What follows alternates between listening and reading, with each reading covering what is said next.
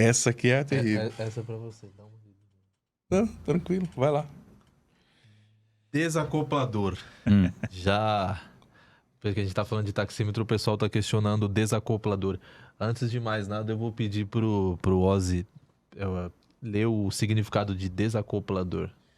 Vamos lá. Segundo o Google, né? Não é o Google, não é Google.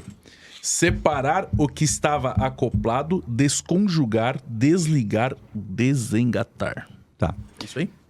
Na verdade, não é por aí que você tem que olhar. Ah, né? Não. Você tem que olhar pela visão de quem escreveu a portaria do taxímetro. Certo. Certo? Eu tive recentemente lá com eles, no Inmetro, e foi muito interessante, porque a turma do Inmetro é uma turma, a equipe, eu estou dizendo, a turma são os funcionários do Inmetro, são funcionários de carreira, todos concursados, e no mínimo tem mestrado em alguma ciência deles, né? Eles cuidam da gente como consumidores para garantir que a prestação de serviço, quando ela é dimensionada e calculada, é feita com ciência, né? Você não compra 1 metro de tecido e fala assim, aqui tem 1 metro de tecido. Não, você pega 1 metro. Esse metro foi dimensionado dessa forma. Você não pega 1 litro de combustível e não pode ser 900 mililitros. Tá certo? O senhor está ouvindo bem, né, senhor Pedro? Nós vamos conversar. Tá certo? Então, de uma certa forma, essa turma é uma equipe muito científica. E nós tivemos lá recentemente. E a primeira pergunta, né, que eles fizeram para o grupo que estava lá, assim, então, nós viemos conversar sobre o que aqui? Sobre o taxímetro ou sobre o desacoplador? Eu falei, nossa, já está no linguajar deles? Isso é do linguajar deles. E por que essa terminologia? Porque eu fiz questão de perguntar, eu tive a oportunidade de conversar com o diretor de metrologia, ele falou, olha, quando foi feito lá em 2001, a gente ficava aqui com a dúvida de qual o melhor nome a dar, qual a esse equipamento. E isso, inclusive, nessa equipe que eu vou trazer para vocês, contar um pouco a história do taxímetro, vocês vão entender.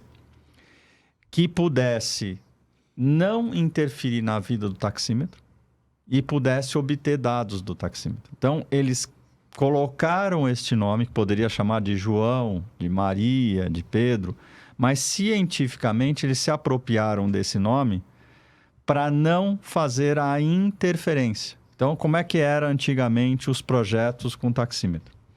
Então, esse taxímetro, para ser homologado, aqui demorou 5 anos. A maioria dos fabricantes de taxímetro demora de 4 a 5 anos e investem uma baba de dinheiro para lançar um modelo novo de taxímetro. Por isso que é importante vocês terem aproximar desse mundo para vocês verem quanto é que é custoso isso, tá? É realmente um trabalho científico muito bonito.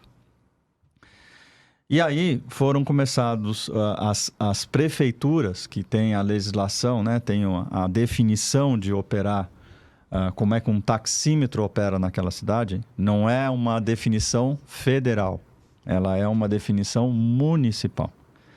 Então, se aqui tem a bandeira 1, funciona de um jeito. Depois a bandeira 2, funciona de outro jeito. Se tem tantos quilômetros, portanto, de fração de tempo e tal, quem determina isso é a prefeitura. A parte tarifária, né? Agora, o federal orienta que... Como é que faz o cálculo? Isso. E que cidades acima de 50 mil habitantes tem que usar taxímetro. Então, isso tudo fica lá no federal. Mas aqui em São Paulo, como existem outras cidades, tem a tal da franquia, né? Vocês já ouviram falar do modelo da franquia do taxímetro? Não. Não. Então, a franquia do taxímetro funciona assim. A primeira bandeirada vale até 3 quilômetros. Tá certo? Ou seja, na hora que você aperta o 1 que começa a rodar a fração de quilometragem. É só depois de 3 quilômetros que ele começa a contar a fração. A fração. Entendeu? Entendi. Entendeu? É como se você tivesse o direito pela bandeira inicial a 3 quilômetros de viagem. Quer dizer, se você descer aqui, andar por 3 quilômetros, qual o valor que o passageiro vai pagar? A bandeirada. Nossa, pessoal, tá certo? Aqui o pessoal ia surtar. Na verdade, o valor dessa bandeira é muito maior, tá? E isso é muito comum na Europa, onde o valor mínimo da bandeirada é quase 5 euros. Então, não é muito ruim, tá certo? Então, existe... Quem determina isso, novamente, é o município. tá bom? Uhum. E o município, tem alguns municípios aqui no Brasil que estão desde 2013, 2008, pedindo projetos para o táxi. E esse projeto táxi era ligado sempre, para ser táxi, ao taxista, tinha que estar sempre ligado ao taxímetro. Então, a prefeitura falou, olha, eu quero colocar um leitor de biometria do taxista para que ele possa, ao invés de só apertar o botãozinho ali para começar a corrida, ele leia a biometria do dedo do taxista. Para evitar a fraude. Cada um... Isso um conjunto de prefeituras... Foram uma primeira prefeitura que pediu isso. Tentando evitar a fraude, tipo... E joga pro... Joga o abacaxi pro... O senhor poderia citar qual foi? Essa foi Belo Horizonte. E aí, chamaram os fabricantes de taxímetro e falaram, olha, você precisa fazer isso. Quando eles se depararam com isso, ele teria que colocar uma peça adicional ligada ao taxímetro. Então, fazer isso na placa do taxímetro automaticamente tinha que ir para o Inmetro. Tá certo? Ou, por exemplo, quando foi feita a impressora. A impressora, ela tem a placa do taxímetro homologada pelo Inmetro, ela é chancelada pelo Inmetro. Se você colocar essa impressora de forma diferente como está o projeto original, você tem que pedir todo o credenciamento de novo, 4, 5 anos. E aí, os próprios fabricantes de taxímetro falaram assim, gente, a gente tem que pedir para vocês algo que fique entre o taxímetro e o que a gente quer colocar, ou que as prefeituras estão pedindo, que não precise de voltar a fazer a homologação de 5 anos. Porque senão eu faço o projeto em 2015 e só em 2020 eu vou poder ter esse projeto. Mas a burocracia é tão grande assim, cara. É grande. É grande porque, novamente, é a questão de garantir que a metrologia... Então, eles viram o equipamento de cima para baixo, de baixo para cima. Estou te falando, é um trabalho... Hoje, né, se você pedir... Olha, eu quero ver quantos mililitros cabe nessa xícara. Os equipamentos para fazer auferir, para definir isso, são equipamentos caríssimos, são condições de temperatura, é uma sala refrigerada, sem umidade. É um negócio científico, como eu falei para vocês.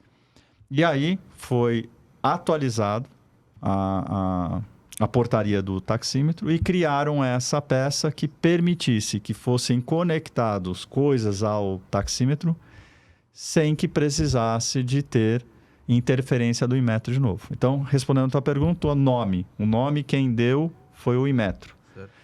O significado do nome tem que perguntar para o cientista que colocou isso lá dentro. Existe alguma cidade que opera com algo fora desse padrão, já com um pedido já da prefeitura? Já, tem. Você tem hoje Curitiba, Belo Horizonte.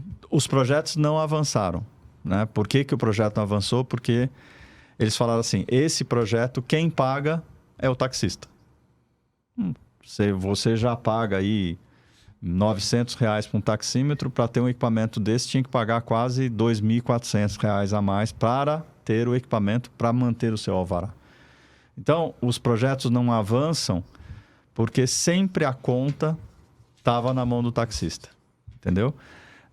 Eu recentemente vi num grupo de WhatsApp, inclusive testemunho dos presidentes de sindicato dessas cidades. E o testemunho é exatamente esse. O projeto não avança porque a prefeitura quer controlar, mas ela não facilita a nossa vida e a gente não concorda que seja feito dessa maneira. Então, respondendo a tua pergunta, desacoplador pelo Google, ou pelo Google, como você está colocando, Google significa alguma coisa, mas eu pediria para você depois olhar a portaria 201 do próprio Inmetro, e lá está definindo que é um equipamento que está integrado ao taxímetro, ele pode ser integrado ao taxímetro para buscar, para recolher, para fazer a interface de dados do taxímetro sem a interferência metrológica, tá bom? É esse o significado. Tá.